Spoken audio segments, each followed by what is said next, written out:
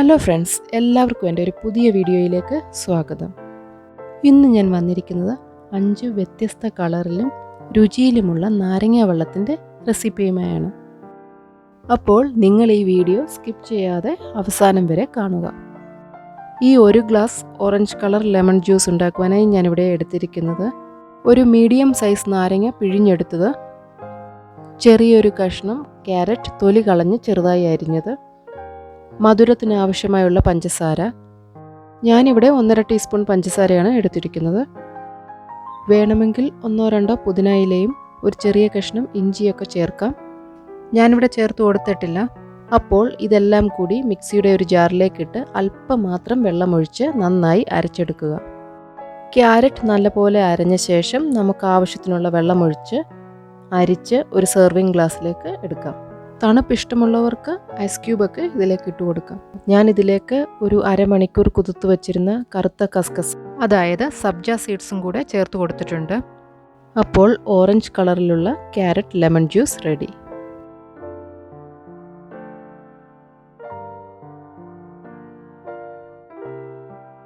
ഇനി നമുക്ക് വൈറ്റ് കളറിലുള്ള ഒരു ലെമൺ ജ്യൂസ് ഉണ്ടാക്കാം.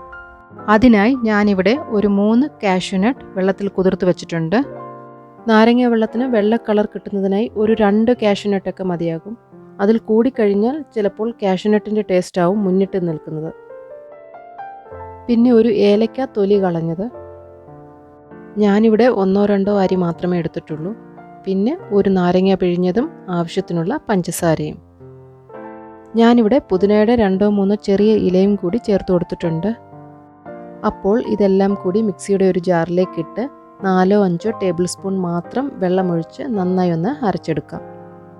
ഇങ്ങനെ അരച്ചെടുത്തതിന് ശേഷം ആവശ്യത്തിനുള്ള വെള്ളമൊഴിച്ച് അരിച്ച് ഒരു സെർവിങ് ഗ്ലാസ്സിലേക്ക് നമുക്ക് ഒഴിച്ചെടുക്കാം.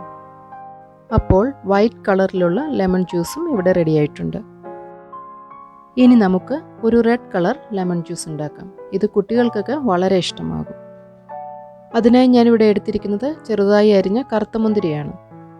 ഇനി കറുത്ത മുന്തിരി ഇല്ല എങ്കിൽ ആ ഒരു കളർ കിട്ടുവാനായി പൊമഗ്രനേറ്റ് അല്ലികൾ ഉപയോഗിക്കാം. അതുമല്ല എങ്കിൽ ബീട്രൂട്ട് ചെറുതായി അരിഞ്ഞ് ചൂടുവെള്ളത്തിൽ ഇട്ട് വെച്ചതിന് ശേഷം ആ വെള്ളം ഉപയോഗിക്കാം. പിന്നെ വേണ്ടത് ഒരു നാരങ്ങ പിഴിഞ്ഞത്, ആവശ്യത്തിനുള്ള പഞ്ചസാര.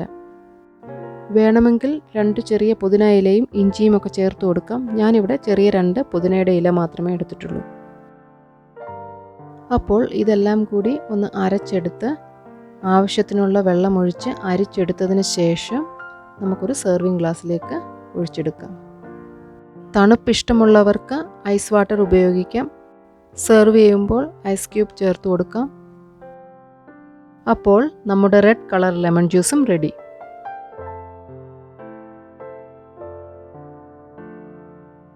ഇനി നമുക്ക് ഒരു ഗ്രീൻ കളർ ലെമൺ ജ്യൂസ് ഉണ്ടാക്കാം.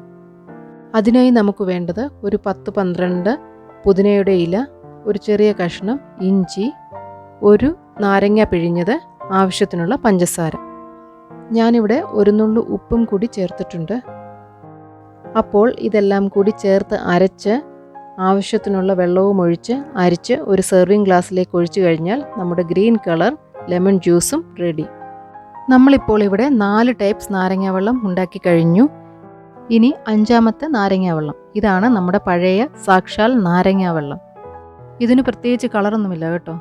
ഉണ്ടാക്കുവാനും വളരെ ഈസി. അപ്പോൾ ഇതുണ്ടാക്കുവാനായി ഒരു നാരങ്ങ എടുക്കുക. അതിനെ 2ആയി മുറിച്ച് ഒരു പാത്രത്തിലേക്ക് അതിൻ്റെ നീര് പിഴിഞ്ഞെടുക്കുക. അതിലേക്ക് മധുരത്തിന് ആവശ്യമായ പഞ്ചസാര ഇട്ട് കൊടുക്കാം.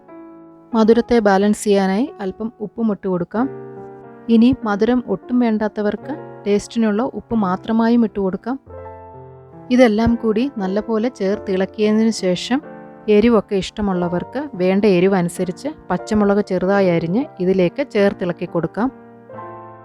അതിനുശേഷം ഇതിനെ ഒരു ഗ്ലാസ്സിലേക്ക് അരിച്ചെടുക്കാം. അപ്പോൾ നമ്മുടെ 5ാമത്തെ ടൈപ്പ് നാരങ്ങ വെള്ളവും റെഡി.